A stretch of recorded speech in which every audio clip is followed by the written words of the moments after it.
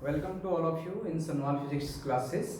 And in today's lecture of class 10th, we will study about a very important topic, Ohm's law. Class 10th electricity. तो आज के इस lecture में हम यहाँ पर स्टडी करेंगे किसको, ओम्स लॉ को, जो कि बहुत ही इंपॉर्टेंट लॉ है जिससे रिलेटेड हमारे सिलेबस में बहुत सारे न्यूमेरिकल्स हैं क्लास 10th में, और भी आगे के कंसेप्ट सब इसी लॉ पर बेस्ड होंगे. तो जो ओम्स लॉ है, सबसे पहले इसको किसने दिया, ये ओम्स लॉ को 1826 में एक जर्मन साइंटिस्ट थे, जर्मन साइंटिस्ट, ठीक. तो जो जर्मन साइंटिस्ट थे वो थे जॉर्ज साइमन ओम. जॉर्ज साइमन ओम ये साइंटिस्ट का नेम है. तो जो जर्मन साइंटिस्ट थे जॉर्ज साइमन ओम, इन्होंने क्या किया, इन्होंने एक कंडक्टर लिया. कोई भी एक कंडक्टर देखिए, ये कंडक्टर है सपोज, ये कंडक्टर के दो एंड्स पर एक पोटेंशियल डिफरेंस लगा है.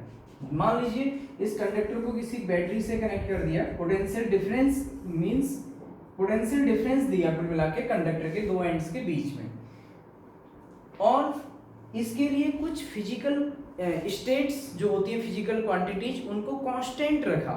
कांस्टेंट मींस जैसे physical states, temperature, pressure and temperature, pressure, humidity, यानी कि जो एटसेट्रा, बहुत सारी जो ऐसी फिजिकल स्टेट्स हैं कंडक्टर के लिए, इनको कांस्टेंट टेम्परेचर पर, कांस्टेंट प्रेशर, कांस्टेंट ह्यूमिडिटी, ऐसे जो फिजिकल स्टेट्स हैं उनको फिक्स रख के इन्होंने क्या किया, किसी कंडक्टर के दो एंड्स पर एक पोटेंशियल डिफरेंस V लगाया, और तो क्या होगा, उस कंडक्टर में करंट I फ्लो होगी. क्यों तो आपको रीजन उसका पूरा पता है कि जो फ्री इलेक्ट्रॉन्स होंगे वो कहाँ की ओर मूव करने लगेंगे, फ्रॉम, ये फ्री इलेक्ट्रॉन्स होंगे बैटरी के नेगेटिव टर्मिनल से आपकी पॉजिटिव टर्मिनल की ओर आपके क्या करने लगेंगे, इलेक्ट्रॉन्स मूव करने लगेंगे.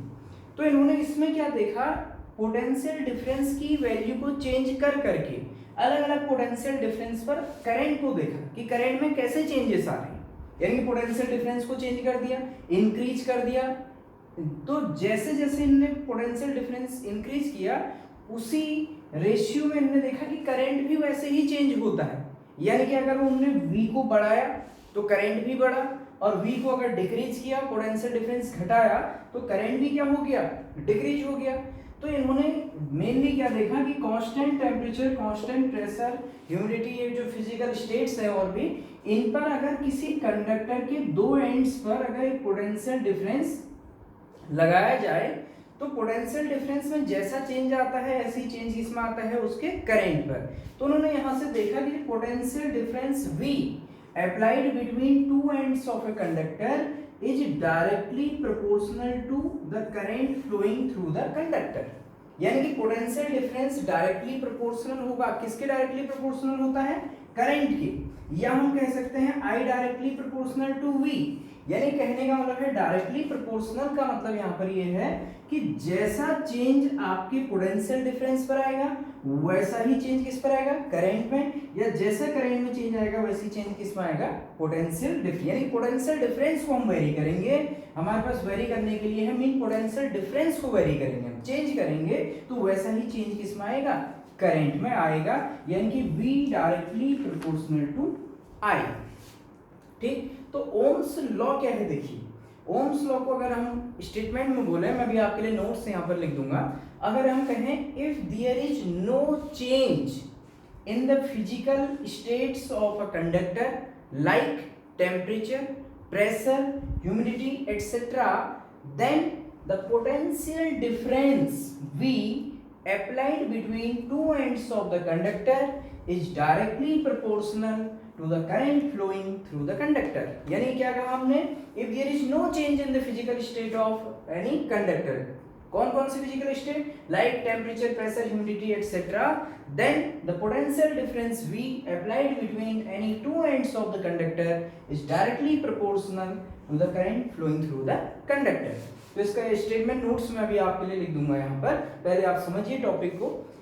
V directly proportional to I हमने कहा, फिर यहां से V equal to directly proportional का साइन हटा करके I ये हुआ, R हमने ये जोड़ दिया, एक कांस्टेंट, यहाँ पर I तो यही रहा, आई आर एक यहाँ पर हमने कांस्टेंट जोड़ दिया, जो आर यानी कि फॉर्मूला क्या बना, V equal to I R बना, जहां पर जो ये टर्म आर है, इस आर को हम कहते हैं resistance of the conductor, resistance of the conductor, यानी कि आर क्या होता है यहाँ पर, कंडक्टर का रेसिस्टेंस। अब ये रेसिस्टेंस कैसे डेवलप होता है इसके लिए हम आगे डिस्कस करेंगे।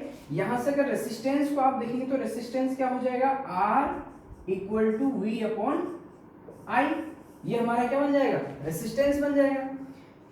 तो इसके हम आगे डिस्कस करेंगे, लेकिन अभी एक और बात हम यहाँ पर मेन नोट करने वाली ये है, जो ये V directly proportional to I होता है, यानी कि वोल्टेज में जैसा चेंज वैसे ही करंट में चेंज, ये केवल मेटल्स के लिए होता है, ठीक। यानी कि हमारे पास जिन कंडक्टर, ये सारे कंडक्टर्स के लिए नहीं होता है, कौन सा, V directly proportional to I, Ohm's law आपका सभी के लिए वैलिड नहीं है, ये केवल ओमिक कंडक्टर के लिए ही वैलिड होगा। किसके लिए, ओमिक कंडक्टर के लिए आपका क्या होगा, V directly proportional to I, यानी कि ओमिक कंडक्टर हो गए जो कि ओम्स के लॉ को फॉलो करते हैं, जिनमें V directly proportional to I होता है।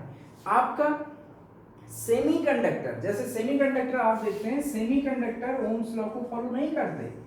सेमीकंडक्टर, जैसे सेमीकंडक्टर में आपके पास क्या आता है, हमारे पास डायोड आएगा, बाद में एक टर्म आप डायोड पढ़ेंगे, पीएन जंक्शन डायोड, अब आगे के हायर क्लासेस 12th में। तो सेमीकंडक्टर डिवाइसेस जो होती हैं वो ओम्स लॉ को फॉलो नहीं करती हैं। सेमीकंडक्टर जो होंगे ये आपके ओम्स लॉ को फॉलो नहीं करेंगे, यानी कि डू नॉट फॉलो, किसको, ओम्स लॉ को डू नॉट फॉलो करेंगे, do not follow Ohm's law. कौन फॉलो नहीं करेगा, सेमीकंडक्टर डिवाइसेस, जो सेमीकंडक्टर से बनी हुई जो डिवाइसेस होती हैं वो ओम्स लॉ को फॉलो नहीं करता है, यानी उनमें V directly proportional to I नहीं होगा। तो यानी कि जिन कंडक्टर्स के लिए ओम्स लॉ फॉलो होगा उनको हम बोलेंगे ओमिक कंडक्टर, और जिसके लिए नहीं होगा वो क्या हो जाएंगे, अनओमिक हो जाएंगे। तो जनरली हमारे जो सिल्वर है, कॉपर है, यानी कि जो मेन कंडक्टर है मेटल्स, वो क्या करते हैं, मेटेलिक कंडक्टर, वो ओम्स लॉ को फॉलो करते हैं, वहां V directly proportional to I होता है। सेमीकंडक्टर, सेमीकंडक्टर का जैसे मेन एग्जांपल जर्मेनियम, एक famous semiconductor, silicon, germanium silicon से मोस्टली हमारी सेमीकंडक्टर डिवाइसेस बनती हैं, पीएन जंक्शन डायोड, ट्रायोड, जो भी हमारे हैं आगे जंक्शन ट्रांजिस्टर, जो भी आप डिवाइसेस पढ़ेंगे, तो ये सेमीकंडक्टर डिवाइसेस ओम्स लॉ को फॉलो नहीं करते हैं। तो ओम्स लॉ मेनली यहाँ पर क्या है हमारा, कि किसी कंडक्टर में अगर हम टेम्परेचर, प्रेशर, ह्यूमिडिटी को कांस्टेंट रखें और तो उसके दो एंड्स में लगाया गया पोटेंशियल डिफरेंस कंडक्टर से फ्लो होने वाली करंट के डायरेक्टली प्रोपोर्शनल होता है। तो पहले मैं ओम्स लॉ की नोट्स यहाँ पर लिख देता हूँ आपके लिए, फिर हम उसको आगे और पढ़ेंगे। ओके, मैंने यहाँ पर आपके लिए ओम्स लॉ को यहाँ पर एक्सप्लेन कर दिया है नोट्स के फॉर्म में। देखिए नोट्स में आप कैसे लिखेंगे, क्लास 10th के अकॉर्डिंग मैंने लिखा हुआ है। तो ओम्स लॉ 1826 में दिया, किसने दिया, जॉर्ज साइमन ओम ने दिया, ठीक। तो हमें इससे बहुत ज्यादा लेना देना नहीं, ये पता, ये तो हमारे इन्फॉर्मेशन के लिए है, नॉलेज के लिए। मेन चीज हमारा ये है कि ओम्स लॉ है क्या। तो जैसे मैंने आपको एक्सप्लेन किया था, इसे लिखा है, according to Ohm's law, if there is no change in the physical state of a conductor such as temperature, pressure etc, यानी कि अगर किसी कंडक्टर की there is no change in the physical state of a conductor, किसी conductor के physical state में कोई change ना हो, जैसे टेम्परेचर, प्रेशर, टेम्परेचर बहुत इंपॉर्टेंट होता है, then the electric potential difference applied at the ends of the conductor is directly proportional to the current flowing through the conductor। यानी कि अगर physical states, temperature, pressure constant हो तो क्या होता है, the electric potential difference applied between two ends of conductor या at the ends of conductor directly proportional to the current flowing through the conductor. किसी बुक में आपको ये भी मिलेगा कि electric current is directly proportional to the potential difference applied, वो भी बिल्कुल सही है। यानी कि V जैसे V में हम चेंज करेंगे वैसे I में चेंज होगा, तो हम I directly proportional to VV इसको कहते हैं, ठीक है। तो आप इसे लिख लीजिएगा। अब उसके बाद हमने फिगर बना दिया है।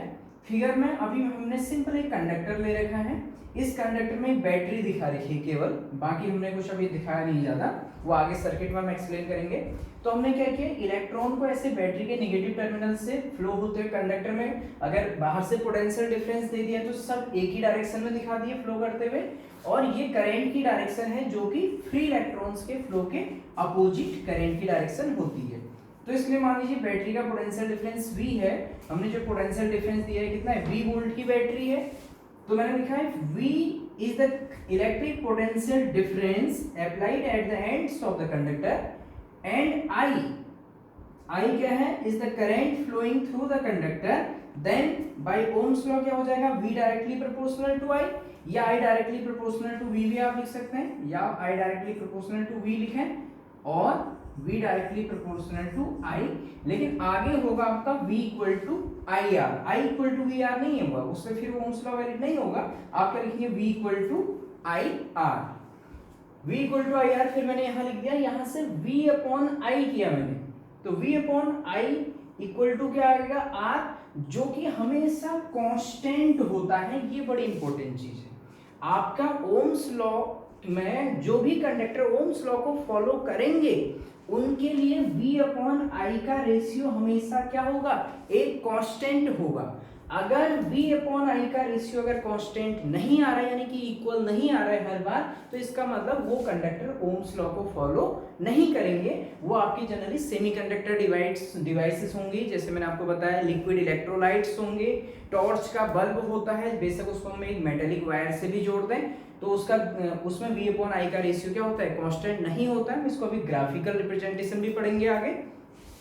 और पीएन जंक्शन डायोड है, थर्मिस्टर्स हैं, बहुत सारी जो इलेक्ट्रॉनिक डिवाइसेस हैं ऐसी सेमीकंडक्टर डिवाइसेस, उनके लिए V upon I equal to constant नहीं होता है। लेकिन जो मेटेलिक कंडक्टर होंगे उनमें क्या होगा, V upon I equal to R, जो कि क्या होगा, हमेशा कांस्टेंट होगा। तो ये R क्या होगा, हमेशा ओमिक कंडक्टर के लिए कांस्टेंट वैल्यू होगी, जिसको हम क्या कहते हैं, रेसिस्टेंस ऑफ द कंडक्टर। तो मैंने लिखा हुआ है R is the resistance of the conductor. फिर मैंने एक पॉइंट लिख दिया यहाँ पर, Ohm's law is true for metallic conductors only, यानी कि ओम्स लॉ किसके लिए ट्रू है, मेटेलिक कंडक्टर्स के लिए है। अभी इसके बाद मैं आगे भी आपके लिए नोट्स लिखूंगा कि ओम्स लॉ किसके लिए वैलिड नहीं होगा। फिर हम थोड़ा सा ग्राफिकल रिप्रेजेंटेशन ओम्स लॉ का देखेंगे, V और I के बीच में ग्राफ। तो अब यहाँ तक इसको आराम से देख करके स्क्रीनशॉट लेकर के इसको आप नोट्स बना लीजिए, फिर मैं आगे आपके लिए नोट्स यहाँ पे लिख रहा हूँ। ओके, मैंने यहाँ पर एक और पॉइंट आपके लिए लिखा है नॉलेज के लिए, मैंने लिखा है फॉर लिक्विड इलेक्ट्रोलाइट्स। इलेक्ट्रोलाइट्स वो लिक्विड जिनसे इलेक्ट्रिसिटी आपकी फ्लो होती है, सॉल्ट सॉल्यूशन जैसे आपका NaCl का सॉल्यूशन, कोई भी सॉल्ट का सॉल्यूशन, तो लिक्विड में जो इलेक्ट्रिक करंट फ्लो होती है वो आयंस के कारण होती है। जैसे NaCl के सॉल्यूशन में Na पॉजिटिव और Cl नेगेटिव, आप जानते हैं कॉपर सल्फेट सॉल्यूशन है तो Cu2 पॉजिटिव और SO4 2 नेगेटिव। तो लेकिन जो लिक्विड, उनमें जो लिक्विड इलेक्ट्रोलाइट्स जो होंगे लिक्विड्स, उनमें करंट किसके कारण फ्लो होता है, वहां फ्री इलेक्ट्रॉन नहीं होता है, वहां क्या होता है, आयंस की वजह से करंट फ्लो होती है। तो मेनली आप देखिए for liquid electrolytes, vacuum tubes, ये कुछ डिवाइसेस है हमारी, पीएन जंक्शन डायोड, रेक्टिफायर्स, ये आप हायर क्लासेस में पढ़ेंगे, अभी आपको ये डिवाइसेस पता होनी चाहिए, थर्मिस्टर्स, ट्रांजिस्टर्स एटसेट्रा। इनके लिए मैंने क्या लिखा, Ohm's law does not hold even for small currents. इनके लिए स्मॉल करंट के लिए भी आपका क्या होता है, ओम्स लॉ इनके लिए वैलिड नहीं है।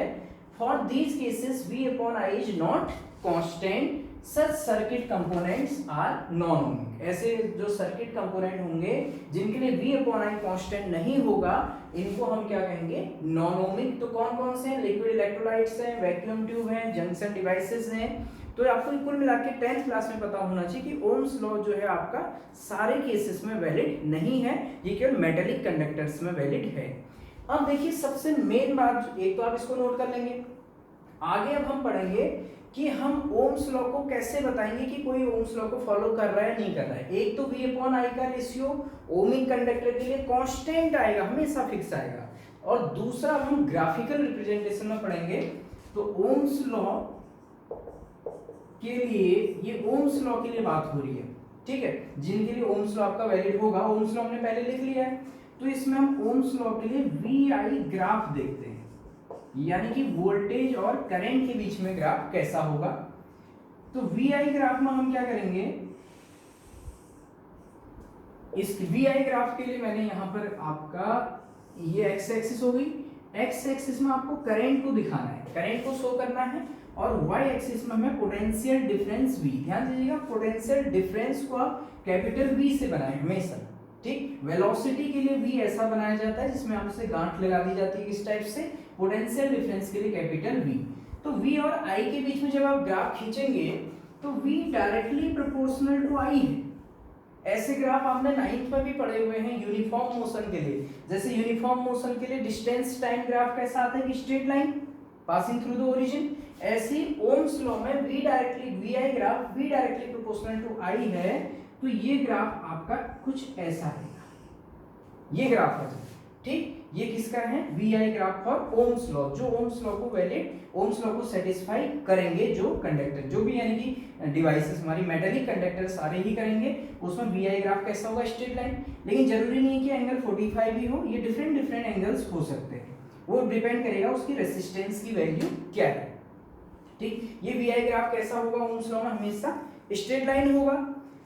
अब देखिए दूसरा, ये तो वी आई ग्राफ मैंने यहाँ पर आपके लिए लिखा, अगर मैं लिखूं I V graph, I V graph यानी current versus voltage, I V graph में भी आपको ये ध्यान रखना है, ये एक्स एक्सिस में आपको वोल्टेज और वाई एक्सिस में क्या लेनी है, करंट। तो आई वी ग्राफ भी आपका कैसा ग्राफ होगा, स्ट्रेट लाइन ग्राफ होगा, वी आई ग्राफ और आई वी ग्राफ। अब ये दोनों ग्राफ से आपको क्या मेन चीज यहाँ पर समझनी है, देखिए आपने 9th में जैसे वेलोसिटी टाइम ग्राफ पढ़ा है, क्लास 9th में आपने वेलोसिटी टाइम ग्राफ पढ़ा था, तो आपका यूनिफॉर्म एक्सीलरेशन, अगर एक्सीलरेशन यूनिफॉर्म होता है यानी कि object changes its velocity y equal intervals of time in equal, object changes its velocity y equal amount in equal interval of time, तो आपने देखा होगा कि वी आई ग्राफ कैसा आता है, स्ट्रेट लाइन, उसमें आपने इसका स्लोप निकालना वहां पर सीखा था। तो वी आई ग्राफ का स्लोप आपने देखा था, हम ऐसे राइट ट्रायंगल में आपको बनाते हैं, 2 पॉइंट ग्राफ में सेलेक्ट करेंगे, तो ये आपका क्या हो जाएगा, चेंज इन वेलोसिटी, ये टाइम यानी कि एक्सेलरेशन शो करता है, ये आपने प्रीवियस क्लास में पढ़ा हुआ है। वेलोसिटी टाइम ग्राफ का जो आपका स्लोप होगा किसको दिखाएगा, एक्सेलरेशन दिखाएगा, v minus u upon t uniform के केस में। अब यहाँ पर देखिए इस ग्राफ का स्लोप क्या रिप्रेजेंट करेगा, तो स्लोप के लिए आपने सपोज ग्राफ कभी ड्रॉ किया तो आपने इसमें 2 पॉइंट ले लिए, जैसे आपको पता है, तो ए ले लिया, दूसरा बी ले लिया, तो इससे रिलेटेड आप यहां से ये लाइन खींचेंगे, ये एंगल हम क्या लेते हैं, थीटा, ठीक। तो और ये आपने ये राइट ट्रायंगल बनाया, ये आपको प्रीवियस नॉलेज से पता है। तो क्लास 10th के अकॉर्डिंग आपको स्लोप क्या पता हुआ है कि BC अपॉन AC, यानी कि tan थीटा, जो tan थीटा बनेगा परपेंडिकुलर अपॉन बेस, इसको हम क्या बोलते हैं, स्लोप। तो देखिए स्लोप वी आई ग्राफ की बात हो रही है, tan थीटा इक्वल टू ये हो जाएगा हमारे पास BC अपॉन AC। अब BC को जरा सा देखिए ध्यान से, BC क्या है, y एक्सिस में है, और y एक्सिस में क्या है आपके पास, पोटेंशियल डिफरेंस। तो इस पॉइंट C के लिए मान लीजिए कोई पोटेंशियल डिफरेंस V1 है, और इस पॉइंट B के लिए मान लीजिए पोटेंशियल डिफरेंस कितना है, V2, यानी कि यहां से यहां तक का पोटेंशियल V1 और यहां से यहां तक का पोटेंशियल कितना, V2। तो ये पोटेंशियल कितना मिलेगा, BC, V2 माइनस V1। तो इसको आप देख रहे होंगे, तो BC क्या हो जाएगा, V2 minus V1 upon AC। A के लिए अब A को x एक्सिस में देखेंगे आप, x एक्सिस में क्या है, करंट, तो मान लीजिए यहाँ पर करंट I1, और C पॉइंट के लिए करस्पॉन्डिंग यहाँ पर करंट क्या है, I2। तो यहाँ से यहाँ तक करंट I1 दिखा रखा है, समझिएगा आप, यहाँ से यहाँ तक कितना है, I2। तो AC कितना हो जाएगा, पूरे I2 में से I1 को हटा दीजिए, यानी कि I2 माइनस I1। तो कुल मिला के हम कह सकते हैं जो स्लोप आ रहा है हमारा V2 माइनस V1, पोटेंशियल का डिफरेंस में से पोटेंशियल को ही माइनस करेंगे, तो एक पोटेंशियल डेल्टा V कहेंगे हम इसको, और इसको क्या कहेंगे, डेल्टा I। इन सिंपल हम इसको क्या कह सकते हैं, पोटेंशियल जो घटा है V अपॉन I, यानी कि स्लोप क्या है, V अपॉन I आया, ध्यान से समझिएगा। और इस V अपॉन I को ओम्स लॉ से क्या कहते हैं, जो हमारे पास ओम्स लॉ है क्या है, V directly proportional to I, V equal to IR।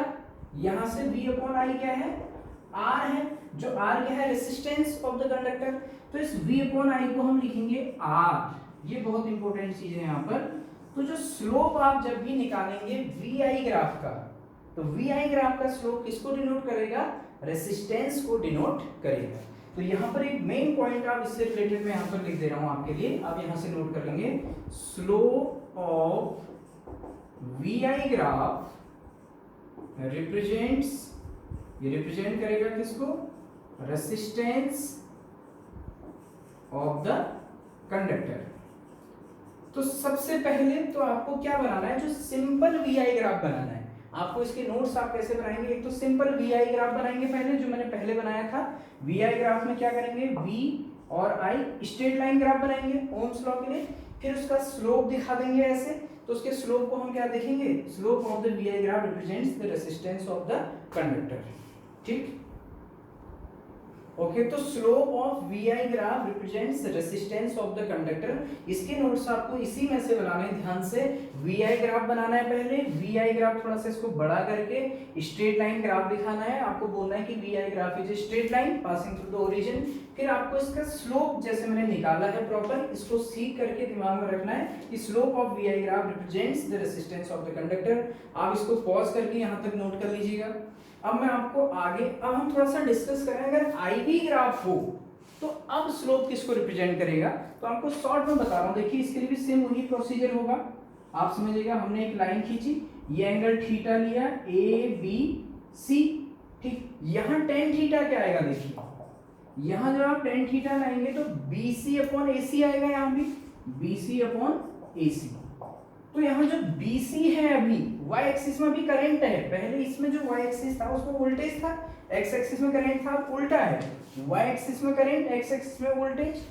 तो इसका सीधे आ जाएगा delta I upon delta V। आप सेम यही करेंगे, बस क्या हो जाएगा, I ऊपर आ जाएगा, V नीचे आ जाएगा, डेल्टा I अपॉन, जैसे delta V upon delta I है, वो क्या हो जाएगा, delta I upon delta V। Delta means change, उस डेल्टा I को ही हम क्या लिख देंगे, I, और डेल्टा V को V। अब ओम्स लॉ से देखिए, क्या I अपॉन V R होता है, नहीं, ओम्स लॉ से V अपॉन I होता है R। तो यहाँ से I अपॉन V क्या हो जाएगा, I अपॉन V हो जाएगा 1 अपॉन R। इसका रेसिप्रोकल कर दीजिए उल्टा, तो जो स्लोप हो जाएगा, slope of IV graph equal to 1 upon R। तो ये बड़ा इंपॉर्टेंट है। दूसरा, स्लोप ऑफ आईवी ग्राफ किसको रिप्रेजेंट करता है, 1 अपॉन आर, यानी कि रेसिप्रोकल ऑफ रेसिस्टेंस को दिखाएगा, reciprocal of resistance. V I graph का slope resistance of the conductor को दिखाएगा आपका सीधे आर को, और आईवी ग्राफ का स्लोप दिखाएगा 1 अपॉन आर को। इससे आपके बहुत सारे कंसेप्चुअल क्वेश्चंस और न्यूमेरिकल्स आगे बनेंगे। तो आप इसको आराम से देख लीजिएगा और इसके स्क्रीनशॉट लेकर के नोट्स बना लीजिएगा। तो आज के इस लेक्चर में मैंने भी आपको सिंपली एक एक्सप्लेन किया है कि what is Ohm's law, Ohm's law क्या है और किस किस कंडीशंस में वैलिड है, और इसका ग्राफिकल रिप्रेजेंटेशन, इसका स्लोप वी आई ग्राफ का slope resistance, I V graph का 1 अपॉन रेसिस्टेंस। नेक्स्ट में हम डिस्कस करेंगे रेसिस्टेंस के बारे में, डिस्कस में डिटेल में रेसिस्टेंस हम पढ़ेंगे। तो प्लीज़ अगर आपको ये लेक्चर्स पसंद आते हैं तो आप चैनल को लाइक भी करिएगा, सब्सक्राइब भी करिएगा। Thank you so much.